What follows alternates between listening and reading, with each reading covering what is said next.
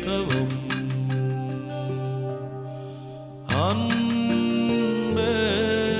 சிவம்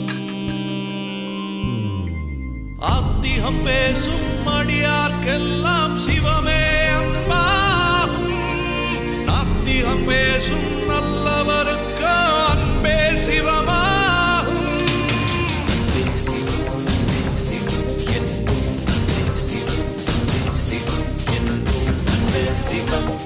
சிவம் என்போம் அன்பே சிவம் அன்பே சிவம் என்போம் யார் யார் சிவம்